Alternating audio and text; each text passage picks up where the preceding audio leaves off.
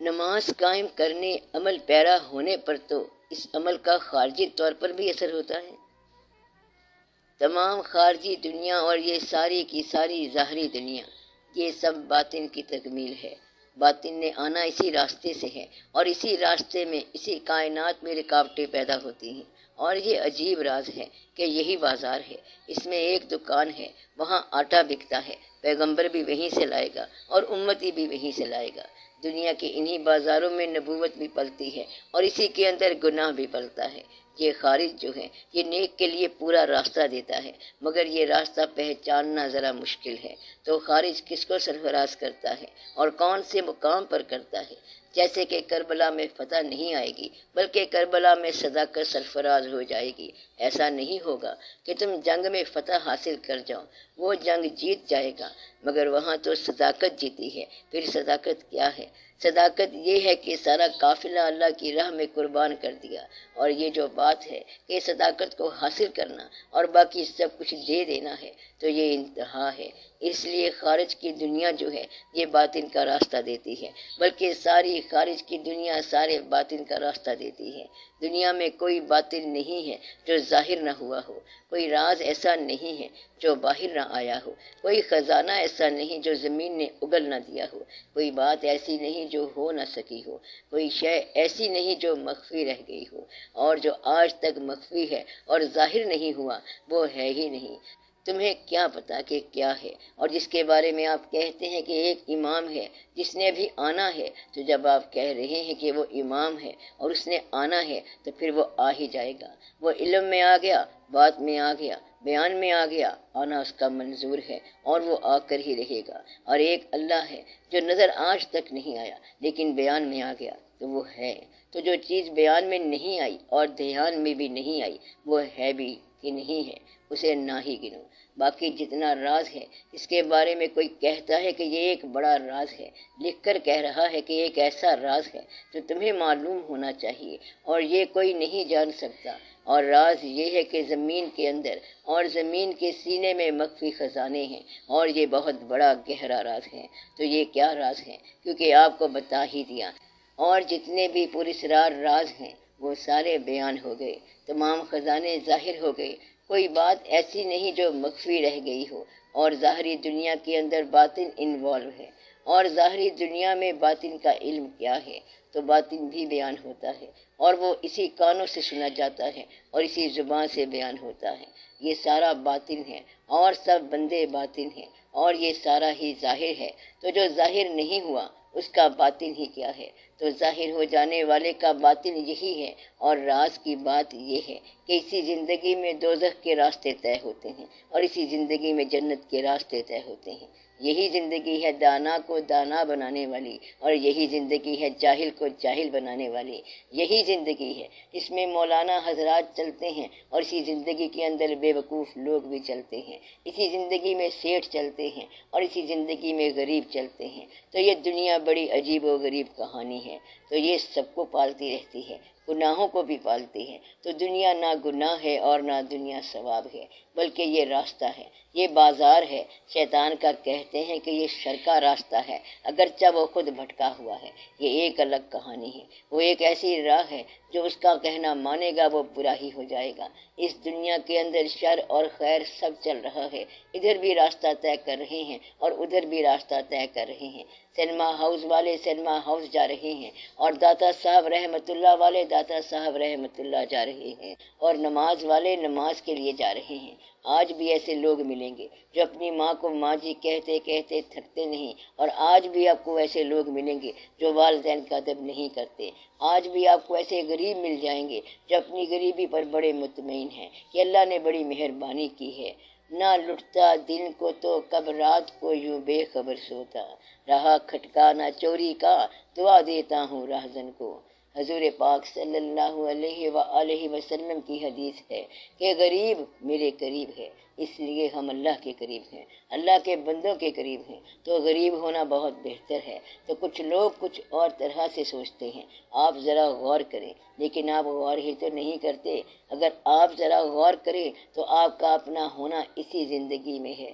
جو خیالات والے ہیں وہ اسی زندگی میں ہیں، جتنے اللہ والے ہیں، جتنے دانا عقل مند اللہ کی عبادت اور پرہیزگاری والے ہیں، سارے کے سارے اسی زندگی میں ہیں، اور اللہ تعالیٰ کے جو بہت محبوب ہیں وہ بھی اس دنیا میں ہیں۔ اور یہ بڑے راز کی بات ہے کہ محبوب صلی اللہ علیہ وآلہ وسلم ہیں، نور ہیں، سلطان ہیں، مبین ہیں، اور پتہ نہیں کیا کیا مقامات ہیں، لیکن ہیں ادھر ہی۔ اور یہ سارا واقعہ اللہ تعالیٰ کی طرف سے ہے، اور جو واقعہ ادھر نہیں ہے وہ زندہ ہی نہیں ہے۔ مثلاً ستارے کتنے خوبصورت ہیں، آسمان کتنا خوبصورت ہے، چاند کتنا خوبصورت ہے، سورج کتنا خوبصورت ہے، لیکن وہ چل پھر نہیں سکتے، اور آپ کتنے اختیارات استعمال کرتے رہتے ہیں کہ آنا جانا لینا دینا، اور یہ سبھی کچھ اسی زمین پر ہے، اور زمین کی زندگی ہی آسمان ہے، اور یہیں پر سارا واقعہ ہے، یہیں عبادت ہوتی ہے، یہی مسلے بنتے ہیں،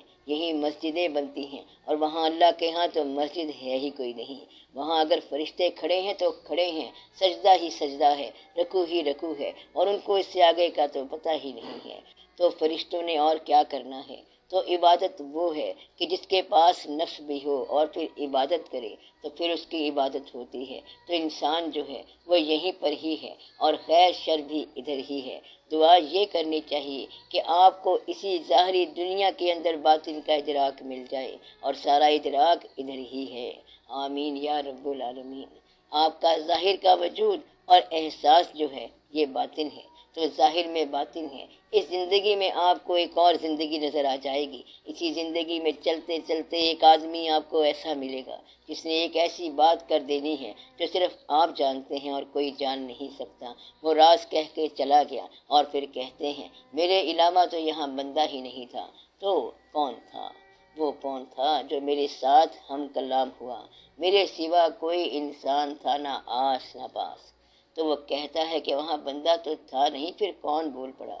کبھی ایسے شخص آپ کو مل جائیں گے اور آپ کو کوئی ایسی بات کر کے چلے جائیں گے جو صرف آپ کی گواہی میں ہے، اور جب آپ پیچھے دوڑو گے تو بندہ نظر نہیں آئے گا۔ تو اس زندگی میں ایک اور زندگی آپ کو نظر آنی شروع ہو جائے گی، اس واقعے میں ایک اور واقعہ ہونا شروع ہو جائے گا، تو آپ اپنی زندگی میں موت دیکھنا شروع ہو جائیں گے۔ پھر کوئی پوچھے گا کہ کدھر بھاگا بھاگا جا رہا ہے اور تم نے کیا اٹھایا ہوا ہے؟ تو آپ کہیں گے کہ میں نے اپنا ہی جنازہ خود اٹھایا ہوا ہے۔ اس مردے کو پھر لے چلو، میں نے اس کا جنازہ خود پڑھانا ہے۔ لوگ کہیں گے یہ بے وقوف آدمی ہے، کہتا ہے کہ اپنا جنازہ میں نے آپ پڑھانا ہے۔ تو لوگ اپنا جنازہ خود آپ پڑھاتے ہیں۔ ایسے لوگ ہوتے ہیں جو کہتے ہیں کہ ہم قبرستان چلے ہیں، ذرا جنازہ پڑھانا ہے، کہتا ہے کہ اس کو لے کر آؤں گا، اور پھر یہ اپنا کاروبار کرتا رہے گا۔ کہتا ہے کہ مرنے سے پہلے مر جا، اگر مر جاؤ تو اچھا ہے، ورنہ تو پھر بھی مارے جاؤ گے۔ تو یہ وہ بات ہے کہ جو سمجھ گیا وہ مر گیا، اور جو نہ سمجھا وہ مارا گیا۔ آپ اگر نہ سمجھے تو آپ مارے ہی جاؤ گے، یا تو آپ ہر شے چھوڑ دو، یا پھر ہر شے چھن جائے گی، تو بہتر ہے کہ آپ چھوڑ ہی دو۔ تو ظاہر کہاں ہے؟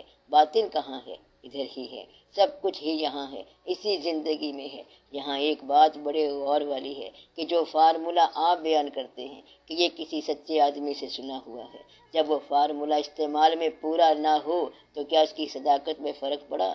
اگر حکیم صاحب نے کہا کہ یہ دوائی استعمال کرو گے تو آپ ٹھیک ہو جاؤ گے، دوائی استعمال کر لی لیکن بندہ ٹھیک نہ ہوا، تو کیا حکیم صاحب کی حکمت پر کچھ فرق پڑا؟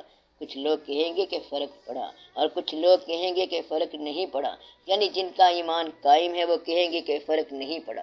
اللہ کہتا ہے کہ محنت کرو میں کامیابی دوں گا، تو محنت کی لیکن کامیابی نہیں ملی، اب اللہ ہے کہ نہیں ہے؟ تو ایمان والا کہتا ہے کہ پھر بھی ہے۔ جس کا اتنا ایمان پختہ ہو جائے تو سمجھو کہ وہ پار ہو گیا۔ تو آپ اللہ تعالیٰ کی مرضی کو چیلنج نہ کرنا، اللہ کو یہ نہ کہنا کہ کافروں کو ڈھیر سارے پیسے دیے ہیں، بم بھی ان کے پاس، جہاز ان کے پاس، چینل اس کے پاس، سیٹلائٹ اس کے پاس ہیں، ہر شے اس کے پاس ہے، تو صدام صاحب کیا کریں؟ اب ہم کیا کریں؟ مرتا کیا نہ کرتا۔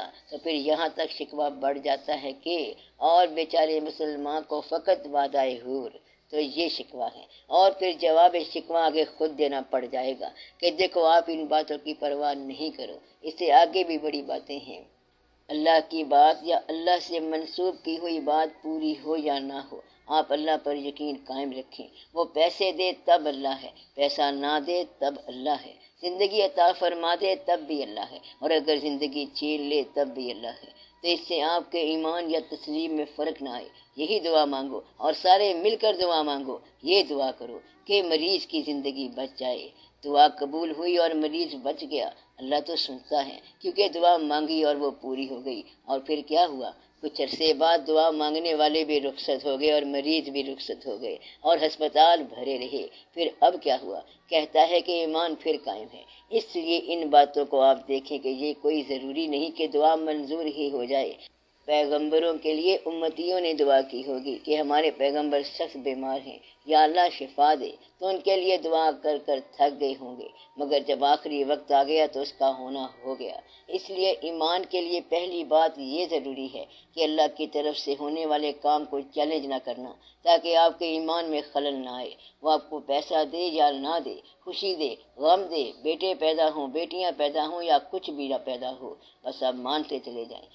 مگر آپ کہتے ہیں کہ یا اللہ ہمیں تو افغانستان بھیج دے، کوئی کہتا ہے کہ ہمیں انڈونیشیا بھیج دے، آسٹریلیا بھیج دے، یا فلاں علاقے میں فلاں واقعات ہو جائیں۔ یہ باتیں آپ کہہ رہے ہیں، اور تسلیم والا کہتا ہے کہ تو جہاں رکھ ہم راضی ہیں اور اسی میں ہماری رضا ہے۔ اس لیے یاد رکھنا کہ اللہ تعالیٰ چاہے تو گدھا کو بادشاہ بنا دے اور چاہے تو بادشاہ کو گدھا بنا دے، اور وہ چاہے تو غریبوں کو سلطان بنا سکتا ہے، وہ چاہے تو کچھ کر دے، چاہے تو سب گناہ گاروں کو معاف کر دے، چاہے تو نیکوکار کو اس لذت میں قائم کر دے۔ وہ کہتا ہے کہ ہم جس پر مہر لگا دیتے ہیں، یعنی جس کو ہم ہدایت دیتے ہیں، وہ گمراہ نہیں ہو سکتا، یعنی جسے ہماری طرف سے گمراہی مل جائے اسے کیا ہدایت ہو سکتی ہے؟ ایسا پوچھنے والا کوئی بھی نہیں کہ یا اللہ تمہاری طرف سے گمراہی کیوں ملتی ہے؟ تو جو اللہ فرما رہا ہے وہ ٹھیک ہے۔ تو ایمان کا پہلا حصہ یہ ہے کہ جو کچھ ہے اللہ کی طرف سے ہے، اور اللہ کے حبیب صلی اللہ علیہ وآلہ وسلم نے جو بھی فرما دیا ہے وہ عین حق ہے۔ اس پر تو پوری طرح ایمان رکھو، کیونکہ یہ ضروری بات ہے۔ پھر آپ یہ یقین رکھ لو کہ میں نے اس زندگی کے بکھیڑوں سے نکل کر اللہ تعالیٰ کے روبرو ہونا ہے اور صداقت میں ہونا ہے، اور میں نے اپنا اسلام قائم رکھنا ہے۔ اگر دنیا کے سارے مسلمان اسلام سے بھاگ جائیں تو میں پھر بھی اسلام پر قائم رہوں گا۔ تو آپ اپنے ایمان کو حالات زمانہ سے مشروط نہ کرو، حالات زمانہ جو بھی ہوں دیکھا جائے گا، ایمان قائم رہنا چاہیے۔ پھر آپ کو بڑی آسانی سے بات سمجھ آ جائے گی، تو آپ مانو اور ماننے والوں کو مانو۔ آپ کے خیال میں جو صحیح ماننے والا ہے اس کی عزت کرو کہ یہ خدا کو بہت مانتا ہے۔ ان لوگوں کو انعمت علیہم والے کہتے ہیں کہ جن لوگوں پر تیرا انعام ہوا ان کا راستہ دکھا، تو آپ ان کی عزت کرو۔ جو لوگ باغی ہیں، گمراہ ہیں، ان سے بچو۔ اس طرح اللہ تعالیٰ کا راستہ آسان ہو جائے گا۔